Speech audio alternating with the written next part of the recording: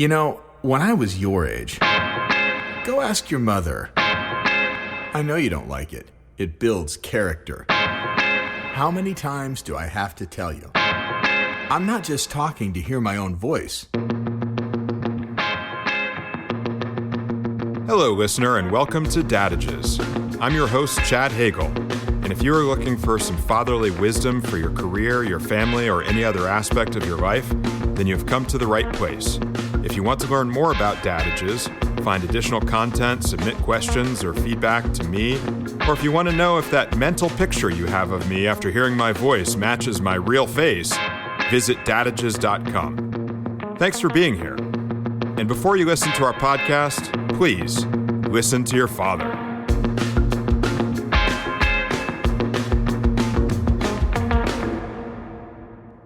Hello, listeners. This is Chad Hagle, and I welcome you to Dadages Episode 5. Today, we visit the work of William Shakespeare, Act 1, Scene 3 of Hamlet, and the wise words of Polonius, "To thine own self be true." Sorry, that's quite enough of that. Don't worry, I'm not going to put on my pretentious voice for the entirety of this episode. After all, that wouldn't be true to myself. That's just not who I am. I'm just trying to set the stage, pun intended, for today's episode of Dadages, and the dadage for the episode, which is, in fact, "To thine own self be true." While these words do come from Shakespeare, that's not how I was originally exposed to them. For me, it is far more relevant that this advice was given to me in my teenage years, and exactly 237 times since then, by my father Mark. It's one of his go-to pieces of advice, perhaps his own dadage number one. I think it's been a fundamental guiding principle in his own life. You'll learn some more about that in future episodes. These words from Shakespeare's Hamlet are spoken by Polonius to his son Laertes before he departs for university. I didn't know any of that background, obviously, when my father first shared these words with me, and I doubt he did either. But it's not lost on me now that Shakespeare's character Polonius shares these words with his young son before he leaves home, just as my own father did. I guess this is a classic example of life imitates art. While these words from Shakespeare are some of his most quoted and probably been a source of great meaning for many other people, it's quite ironic to consider the source within the source. What do I mean by that? Well, it's worth a moment to understand the character of Polonius. Polonius is the opposite of wise, noble, and heroic. He's a hypocrite who advises his son to be true to himself while conspiring to undermine his son, hiring someone to spy on him while he's away at university. In the end, Polonius is at the center of the entire tragedy of Hamlet. Don't worry, though. After all of the trouble he causes, Polonius gets his in the end. He's stabbed by Hamlet while spying on him and his mother from behind a curtain. Check out a really striking painting of Polonius spying behind the curtain from 19th century French painter Jean-Georges Vibert in the bulletin board at Dadages.com. If only Polonius had seen The Wizard of Oz. Pay no attention to the man behind the curtain. Perhaps he would have survived. So where does that leave us? Do we ignore this advice from Polonius because he's such a bad dude? Is this a matter of do as I say, not as I do? I don't know. I think that's oversimplifying it. I'd rather think that this is the author's voice, Shakespeare, being heard through Polonius. These are, to me, the words of Shakespeare himself being delivered through Polonius for dramatic effect and irony to present Polonius as a cautionary example in the context of the tragedy of Hamlet. I'm no expert in literary analysis, but I just love how this deeper understanding of these words of wisdom from Shakespeare, delivered through Polonius to the world and delivered through Mark Hagle, my own father, to me, and I suppose now from me to you, adds texture and context to the advice itself. With that whole backdrop, let me confess something. This isn't really episode 5. I mean, it is. It comes after 4 and before 6. I'm not a math genius, but that would seem to make it episode 5. But this isn't the episode I was going to do. I had another episode about journeys teed up to record and publish. It dealt with further exploits related to my personal and family travel this past summer, and a particular event that included a story about a close friend whom I also planned to interview in the episode as a fellow father. He wasn't comfortable with what I had planned to share and requested I pull the episode. And I totally understand. He's perfectly entitled to make such a request, and as a good friend, I honored his request without question. He went on to say that both he and his wife had read the episode, which I had shared with them, and they were concerned on my behalf as well. They felt that I would potentially alienate my audience by sharing my exploits and stories about world travel, and they were afraid that the average listener wouldn't relate to such stories because they could make me sound like an elitist. Now, these are friends that know me very well and whose advice and perspective I respect, so I took a real pause when I received this critique. I wanted to internalize the feedback they were providing and just figure out what it really meant to me. Is it inappropriate for me to share experiences from my life that might be perceived as unrelatable? Would I alienate you, listener, by sharing such things? Why was I interested to share such experiences? Is it relevant to what I hope to accomplish with Dadages? Should I be concerned about how people perceive me or the Dadages brand, if you want to call it that, based upon the stories that I choose to share? Where was the advice and perspective from my friends coming? What was their motivation in sharing such advice? What in their collective experience was forming the basis for their perspectives? In order to process all of this, I decided to give it the Dadages treatment. As I've shared with you, the bits and pieces of advice that I share with you through Dadages aren't just words. To me, they're tools or perhaps a lens. When I'm confronted by meaningful challenges and have to make tough decisions, I look to the philosophies I've developed or adopted along the way to help me apply past experiences and lessons learned to solve present challenges. Listener, I'm inviting you to go deep with me in this process in the hopes that it helps demonstrate to you in real time how you might consider applying advice, guidance, and a philosophical framework for making thoughtful decisions in your own life. Sort of a Dadages case study, if you will.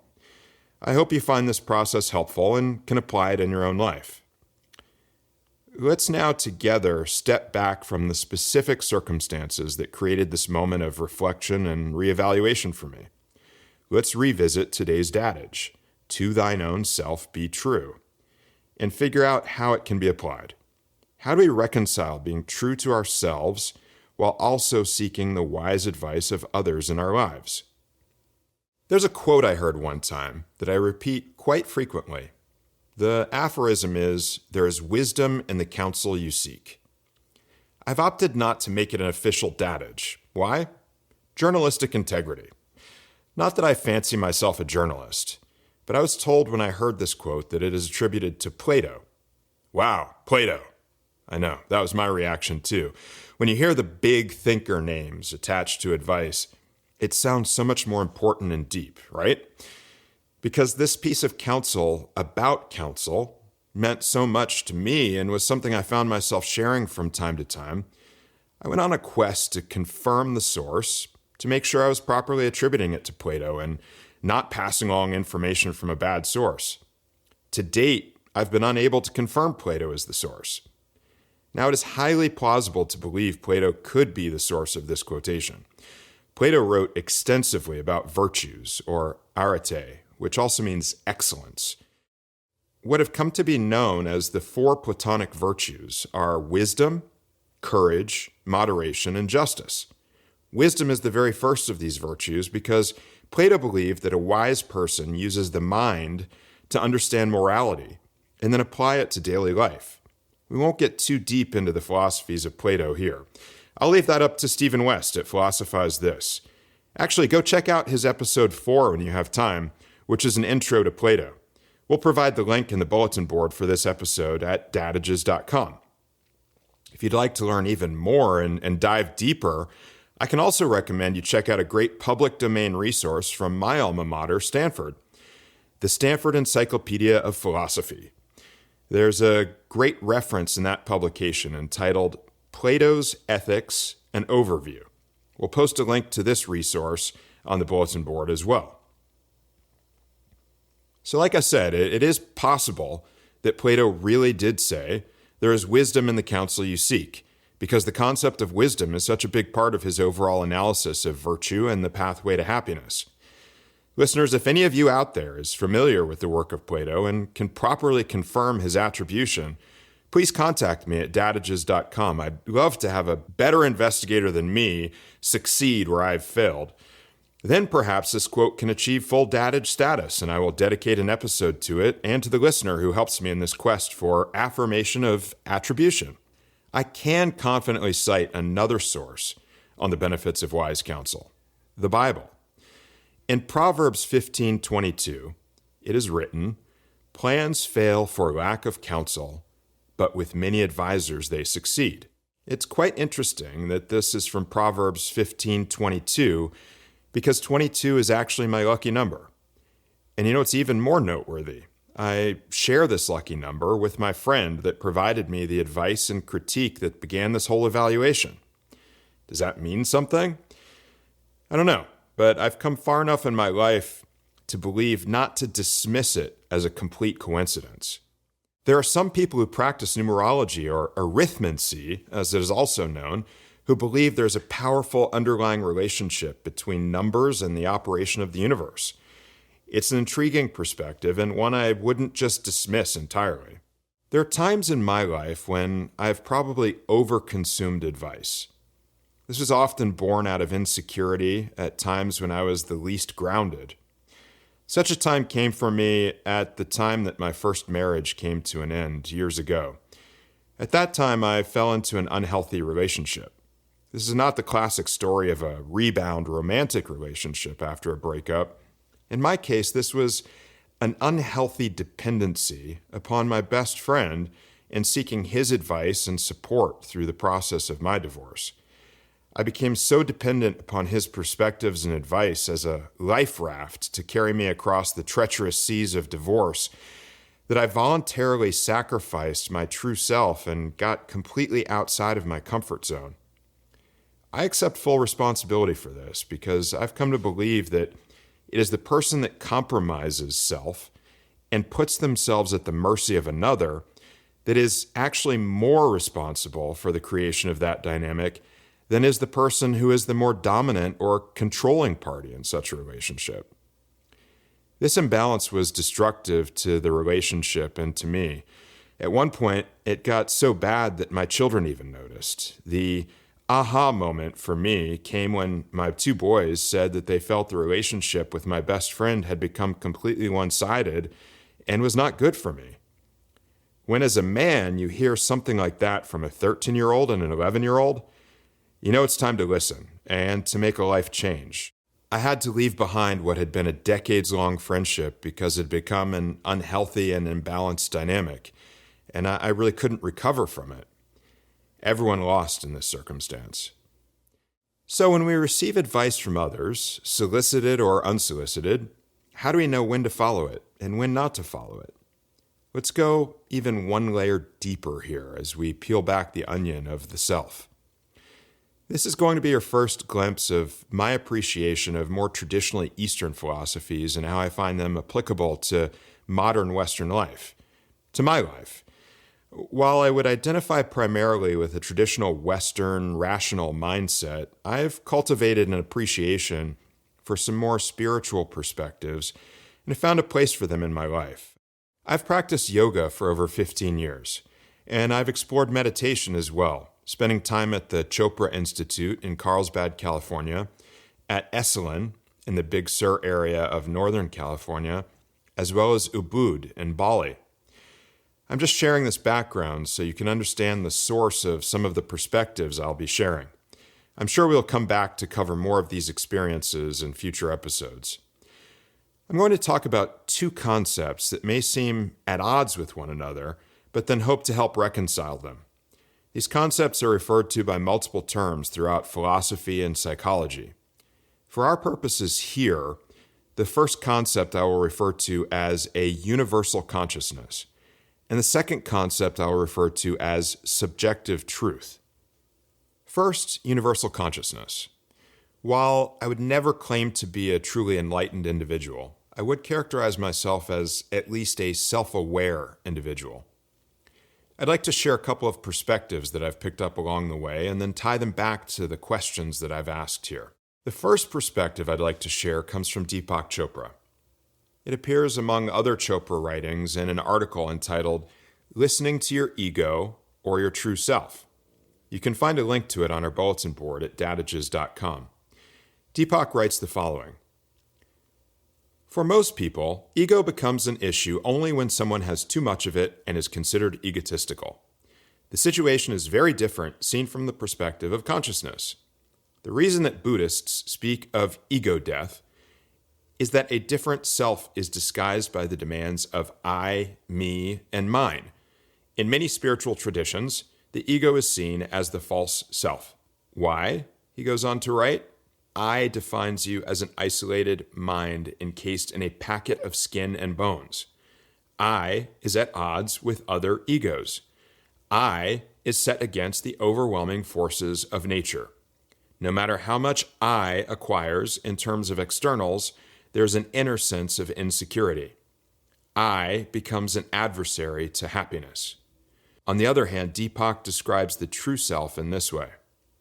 The true self isn't centered on the demands of ego, but on higher values, love, truth, creativity, compassion. Because it is connected to the source of awareness at a deeper level of the mind, the true self is at peace. Some things I learned in my studies at the Chopra Institute. 1. Every individual on the planet has trauma. 2. That trauma leads to damage. And 3. That damage leads to an internal narrative that defines our insecurities as human beings. While everyone's trauma is different, abuse, loss, injury, the range of the damage done to the psyche by such trauma is not nearly as wide. And the stories we tell ourselves, I'm not worthy of happiness or love, I'm not enough, I'm less than everyone around me, are pretty consistent across all individuals. The internal struggle to reconcile these narratives, on top of damage, on top of trauma, is the battlefield on which the true self combats the ego. Continuing to focus on the ego isolates an individual, but the true self for each of us shares so many fundamental characteristics that unite all of humanity that it's a gateway to human connection and understanding. So here's my personal interpretation of this complex framework and how it relates back to our topic today. To thine own self be true. To which self are you being true? If you're being true to the ego, you'll find yourself isolated from others and struggling to connect in a meaningful way. On the other hand, if you're being true to your true self, you will find common ground with fellow human beings. You will be able to relate to those around you in more meaningful ways. Put another way, if you are seeking advice from people around you just to try to cater to your ego and fill gaps left by unmet needs, you're likely going to find disappointment in that engagement. But if you're approaching those close to you for advice as your true self, you can find common ground and a fulfilling result from your engagement whereby both you and your friends or confidants will come away more complete and more connected. So we've talked about healthy, meaningful engagement with people around us based upon what we have in common. But what about the things that make us different? Specifically, let's talk about what I referred to previously as subjective truth. The simple way I would explain subjective truth is the concept you've probably heard before. Perception is reality. This is a common notion from psychology, but let's explore it just a bit more as it relates to this question of seeking advice and perspective from those around us. I credit my wife for introducing me to a fascinating book recommended to her by her therapist, The Courage to Be Disliked by Ichiro Kashimi and Fumitake Koga. By the names of the authors, you've probably already figured out this is originally a Japanese book. We'll put a link to the book in the bulletin board of Dadages.com. The focus of the book is on point with our topic today. The premise is that by trying to cater to the expectations of others and trying to make them happy, we in turn damage ourselves. The book is a parable and is presented as a dialogue between a wise philosopher and a young man who challenges his notions. The philosopher says at one point in the discussion, "None of us live in an objective world, but instead in a subjective world that we ourselves have given meaning to. The world you see is different from the one I see, and it's impossible to share your world with anyone else." The point is that we all have incredibly different experiences in life that shape our perspectives and our value systems. As a result, trying to meet the expectations of another person when those expectations are derived from experiences that are so different from your own is nonsensical. It can't lead to a positive outcome. So does this mean we just discard the perspectives of the people around us, no matter how much we might care about them as our friends or respect them as our mentors? I don't think so. Here's my take on this concept as well. We should acknowledge the differences between us, and even those closest to us, which are created through the collective and vastly different experiences of each of us. We should use this awareness not to dismiss our friends or their opinions, but rather to understand from where those opinions come. When we receive input or advice from people in our lives that seems inconsistent with our perspective or perhaps even offensive to us, we should take a step back and recognize the differences in perspective and experience. We should practice gratitude and appreciate our friends, recognizing the value that is brought to the world through the unique and varied perspectives of the people in our lives. Now, all of this brings me back full circle to the questions I posed earlier in the episode. And I think I have the answers. My answers, at least, the ones that are true to me. Question: should I be sharing personal experiences with you, listener, that some might find over the top or could expose you to the blessings and privileges that I have in my life? Answer: it depends. And I must be mindful of my own motivations in sharing such things. If I'm ever motivated by ego in sharing my exploits with you, I'm in the wrong place. I'm choosing ego over true self, which is destructive. But if I'm motivated to share such things because they can serve as the basis of insight, understanding, and connection, then they are of my true self, and I shouldn't fear sharing my truth with the world. Question: could I alienate some people who find me unrelatable based upon what I have to share? Answer: absolutely. It is possible, probably certain in fact. But that's a good thing. I have to be true to myself in sharing my life. And I encourage you, listener, to be true to yourself. And only invest your time in listening to Dadages if you find it meaningful and relevant to your own life. Question: should I be concerned about how people perceive me or Dadages based upon what I choose to share? Answer: absolutely not. I can't control how anyone feels based upon what I do or say. As long as I'm true to myself, I'm handling what's in my control, and I have to let individual listeners decide how they feel. In the end, that group of listeners who find my messages positive and beneficial will find their way to Dadages and will stay here. I trust in that. And for those of you who choose to listen to this podcast and be part of the Dadages community, it goes one step further. I owe it to you to share my true self. Otherwise, I'm not being authentic, and I'm not showing you the respect that you deserve. Question: what motivated my friends to share their concerns, and from where was the advice coming? Answer: it came from a place of love. I'm confident in that. Their own perspectives derived from experiences in their lives, their cultures, and their upbringing led them to share honest concern. I've heard it, processed it, as all of you have just experienced firsthand, and come to a place of peace and understanding. How do I know I'm right about all these things? Because I've been true to myself. I've applied mindful consideration through a lens of the beliefs that I hold true, and I found the answers that are right for me. And besides, I'm a dad, so that means I'm always right. Right?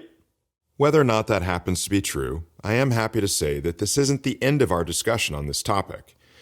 We will continue our conversation about being true to yourself in the next episode. And we'll be joined by a very special guest.